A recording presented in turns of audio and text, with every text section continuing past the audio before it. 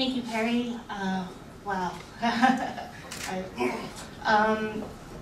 Thank you all for having me here today. I have to tell you, I'm both excited and extremely humbled to be here speaking before you in the presence of such great minds, compassionate hearts, and an unyielding commitment to this wonderful community. And I want to thank you, Perry, for helping us with that.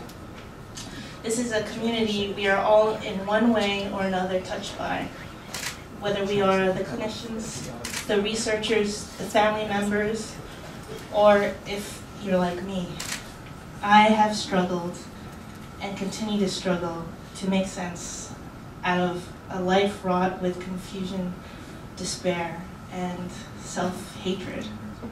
At the age of 15, everything I once thought was real and whole and true collapsed in on me.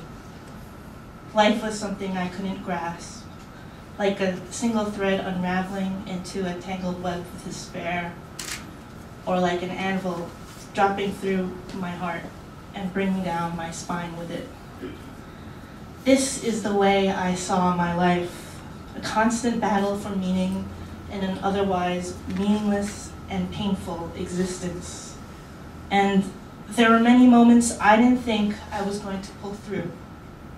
And yet here I am standing here before you, because looking back at each of these moments, I'd somehow find my way and realize that you, this community, you were here standing at the other end.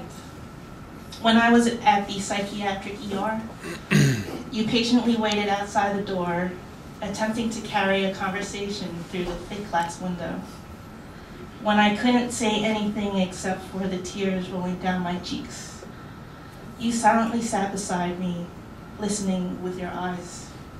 And when I didn't know what was wrong with me, after all these years, you took out this large, very large book and told me about a diagnosis called borderline personality disorder. Because of what you have given me, truly a second lease on life, I can now give back just as much as I have received. This is my opportunity to help others who battle through the same and even more painful moments of BPD. My story is like many stories you have listened to or even experienced. The people I come across in our support group, in our documentary, in my daily life. To be honest, after hearing from them, my life sounds rather easy in comparison. And not to knock that, I mean, maybe that's what enables me to come here, stand before you, and be open in sharing my story. Because the funny thing happens when you share your story. You hear other stories, creating a dialogue that would have never occurred before. And by sharing in this, our pain, our suffering, a suffering that seems to be etched and burned into our past and shapes forever our future, this suffering becomes transformed. Our story becomes an avenue for hope. Our story creates understanding. Our story becomes meaningful. Happiness does not come from my own story or my own journey towards recovery. The joy, my joy, is about enabling other people's stories to be heard. Because whatever you may have done or may have felt, however awful that experience was, how painful, how fearful it may be, it does not define you completely.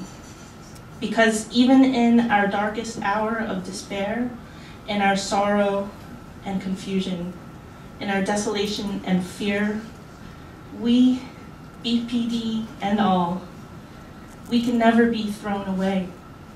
We all have the opportunity to affirm one's humanity by recognizing the humanity of others. Because it takes all of us to bring about not only change, but acceptance and change. And I'm happy to be a part of this wonderful community that does this. Thank you very much.